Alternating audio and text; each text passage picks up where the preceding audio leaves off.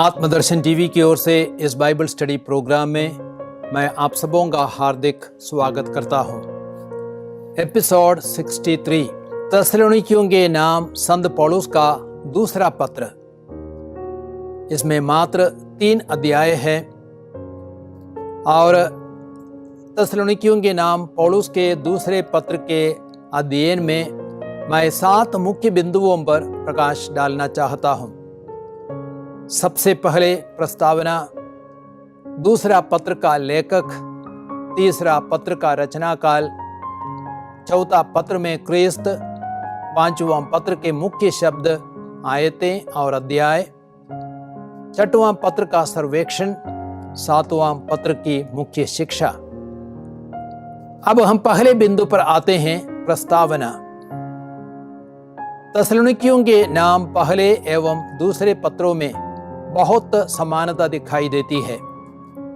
दोनों पत्र अंतिम दिन की चर्चा करते हैं। ईसा के पुनरागमन के संबंध में संदेह और प्रश्न अब भी जारी है। कुछ लोग कहते थे कि प्रभु का दिन आ चुका है। संत पौलुस उस विचार को सुधारते हैं और कहते हैं कि जब तक महान धर्म त्याग ना हो जाए और वह पापी मनुष्य विनाश का वह पुत्र प्रकट ना हो, तब तक प्रभु का दिन नहीं आ सकता। अध्याय 2 वाक्य संख्या 2 से 3। साथ ही लोग अत्याचार का भी सामना कर रहे थे, इसलिए संत पौलुस उनसे आग्रह करते हैं कि दुख और कष्ट के बावजूद भी वे विश्वास में दृढ़ बने रहे और अपनी जीविका के लिए अपने परिश्रम की रोटी खाए। अब हम दूसरे मुख्य बिंदु पर आते हैं, पत्र का लेखक। पत्र के प्रारंभ और अंत में स्पष्ट लिखा गया है कि यह पत्र पौलुस की रचना है। अध्याय 1 वाक्य संख्या 1, अध्याय 3 वाक्य संख्या 17। पत्र की भाषा, शैली और विषय वस्तु भी इस बात की पुष्टि करती है कि पत्र पौलुस का ही है। फिर भी कुछ विद्वानों का मानना है कि पत्र पौलुस के द्वारा नहीं लिखा गया है, क्योंकि पत्र में कुछ ऐसे शब्द हैं जो पौलुस के द्वारा कहीं भी प्रयोग नहीं किए गए हैं। अब हम तीसरे बिंदु पर आते हैं, पत्र का रचना काल। जो लोग यह मानते हैं कि थिस्सलुनीकियों के नाम दूसरा पत्र पौलुस द्वारा लिखा गया है, उनका कहना है कि यह पत्र पहले पत्र लिखने के कुछ महीने बाद कुरिन्थ से 51 या 52 ईस्वी में लिखा गया है। अन्य विद्वानों का विचार है कि यह पत्र पहले शतक के अंत में लिखा गया है। अब हम चौथे मुख्य बिंदु पर आते हैं, पत्र में क्रिस्त। ईसा के पुनरागमन के बारे में शिक्षा नए विधान की सबसे महत्वपूर्ण शिक्षा है। थिस्सलुनीकियों के दूसरे पत्र के अध्याय 1 और 2 में दी गई चर्चा का मुख्य विषय भी यही है।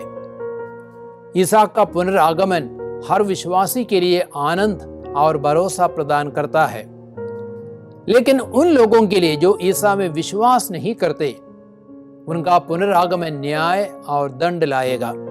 अध्याय 1 वाक्य संख्या 6 से 10, अध्याय 2 8 से 12। अब हम 5वें मुख्य बिंदु पर आते हैं, पत्र के मुख्य शब्द, आयतें और अध्याय। मुख्य शब्द है प्रभु का दिन समझना। इस पत्र का मुख्य विषय है प्रभु के दिन का तात्पर्य समझना और उसके परिणाम स्वरूप जीवन में आवश्यक परिवर्तन लाना। कुछ विश्वासियों ने यह सोचा था कि संसार का अंत निकट है और इसलिए उन्होंने काम करना छोड़ दिया था। पौलुस उन्हें आदेश देते हैं कि वे उनका अनुकरण करें और चुपचाप काम करते जाए और अपनी कमाई की रोटी खाए। पत्र का मुख्य पद, अध्याय 2 वाक्य संख्या 2 और 3 और अध्याय 3 वाक्य संख्या 5 और 6। अध्याय 2 वाक्य संख्या 2-3 में लिखा गया है, किसी भविष्यवाणी, वक्तव्य अथवा पत्र से जो मेरे कहे जाते हैं, आप लोग आसानी से यह समझकर ना उत्तेजित हो या घबराएं कि प्रभु का दिन आ चुका है। कोई आप लोगों को किसी भी तरह ना बहकाए। वह दिन तब तक नहीं आ सकता जब तक पहले महान धर्म त्याग ना हो जाए और वह पापी मनुष्य विनाश का वह पुत्र प्रकट ना हो। और दूसरा मुख्य वाक्य है अध्याय 3 वाक्य संख्या 5 और 6। प्रभु आपके हृदयों को ईश्वर के प्रेम तथा मसीह के धैर्य की ओर अभिमुख करे। भाइयों, हम आपको प्रभु ईसा मसीह के नाम पर आदेश देते हैं कि आप उन भाइयों से अलग रहे जो काम नहीं करते और उस परंपरा के अनुसार नहीं चले जो आप लोगों को मुझसे प्राप्त हुई। अब हम देखते हैं मुख्य अध्याय है अध्याय 2। थिस्सलुनीकिया की कलीसिया यह सोच रही थी कि प्रभु का दिन उस पर आ गया है। यह अध्याय उस गलत शिक्षा को सुधारने के उद्देश्य से लिखा गया था। इस शिक्षा के साथ उनके जीवन के दुख कष्ट भी उन्हें चिंता में डालते थे कि कब प्रभु ईसा मसीह का पुनरागमन होगा और कब वे उनके सामने एकत्र होंगे। अध्याय 2 वाक्य संख्या 1। पौलुस यह स्पष्ट करता है कि प्रभु के दिन के आने के पहले कुछ भयंकर घटनाओं का होना आवश्यक है और वे अब तक नहीं घटी है। अध्याय 2 वाक्य संख्या 3 और 4। अब हम 6वें मुख्य बिंदु पर आते हैं, अर्थात पत्र का सर्वेक्षण। थिस्सलुनीकियों का दूसरा पत्र पहले पत्र के मुख्य विषय अर्थात प्रभु के दूसरे आगमन को जारी रखता है। लेकिन पहले पत्र को पाने के कुछ समय के बाद वे पुनः झूठी शिक्षा के शिकार बन जाते हैं और सोचने लगे कि प्रभु का दूसरा आगमन प्रारंभ हो चुका है। इसलिए पौलुस यह छोटा पत्र उनके गलत विचार को सुधारने और जो अत्याचार का सामना कर रहे हैं उन्हें प्रोत्साहित करने के लिए लिखते हैं। पौलुस उन लोगों को डांटते हैं जिन्होंने प्रभु का आगमन निकट है सोचकर काम करना बंद किया था। पत्र के 3 मुख्य बिंदु हैं।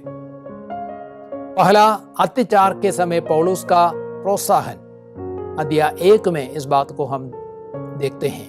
पौलुस थिस्सलुनीकियों के बढ़ते विश्वास एवं प्रेम के लिए ईश्वर को धन्यवाद देते हैं और उन्हें आश्वासन देते हैं कि अंत में अत्याचारियों के हाथों से उनकी मुक्ति निश्चित है।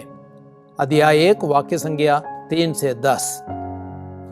उन्हें प्रोत्साहित करते हैं कि वे धैर्य से अत्याचार का सहन करें, क्योंकि ईसा के महिमामय दूसरे आगमन के समय उन्हें विश्राम देंगे और अत्याचारियों को दंडित करेंगे। अध्याय 1 वाक्य 7 और 8। दूसरा मुख्य बिंदु है पौलुस द्वारा प्रभु के दिन का स्पष्टीकरण। अध्याय 2 में इसको हम देखते हैं। लोगों को हो रहे दुख कष्ट के कारण वे झूठी शिक्षा के अधीन हो गए थे और सोच रहे थे कि प्रभु का दिन आ चुका है। इसलिए पौलुस लिखते हैं कि किसी भविष्यवाणी वक्तव्य अथवा पत्र से जो मेरे कहे जाते हैं आप लोग आसानी से यह समझकर ना उत्तेजित हो या घबराएं कि प्रभु का दिन आ चुका है। अध्याय 2 1 और 2। पौलुस उन्हें आश्वासन देते हैं कि प्रभु के दिन के आने में अब विलंब है। पौलुस कहते हैं कि वह दिन तब तक नहीं आ सकता जब तक पहले महान धर्म त्याग ना हो जाए और वह पापी मनुष्य विनाश का वह पुत्र प्रकट ना हो। अध्याय 2 वाक्य संख्या 3 से 12 तक। और तीसरा मुख्य बिंदु है कलीसिया के लिए पौलुस का प्रबोधन। अध्याय 3 में इस बात को हम पढ़ते हैं। थिस्सलुनीकिया की कलीसिया से पौलुस अनुरोध करते हैं कि वे उनके लिए प्रार्थना करें और धैर्य पूर्वक प्रभु का इंतजार करें। अध्याय 3 1 से 5 तक। अपने पाठकों को प्रोत्साहित करने, उनके गलत विचारों को सुधारने एवं उन्हें सांत्वना देने के बाद पौलुस उन सबों को कड़ा आदेश देते हैं जो प्रभु के दिन के आगमन को बहाना बनाकर आलस्य का जीवन जी रहे थे। वह उनसे कहते हैं जो काम करना नहीं चाहता उसे भोजन नहीं दिया जाए। अध्याय 3 वाक्य संज्ञा 6 से 15 तक।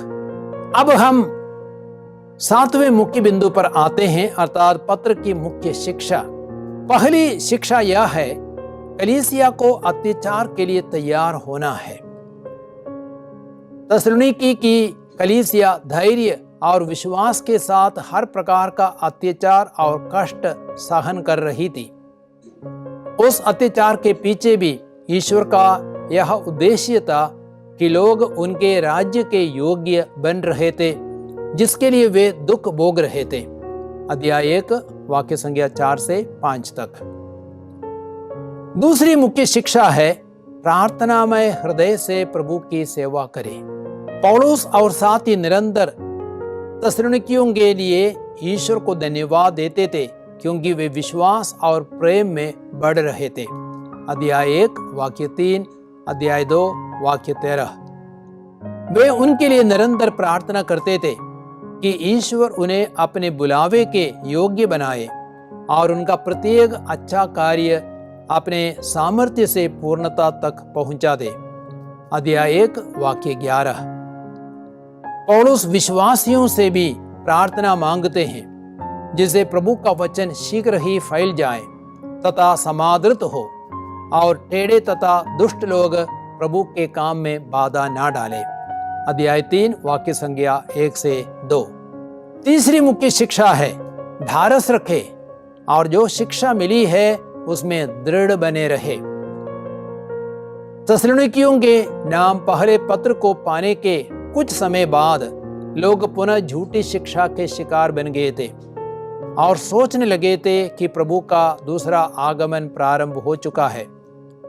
पौलुस उनके गलत विचार को सुधारते हैं और उनसे अनुरोध करते हैं कि वे उस शिक्षा में दृढ़ बने रहे जो उनको पौलुस और उनके साथियों से मौखिक रूप से या पत्र द्वारा मिली है।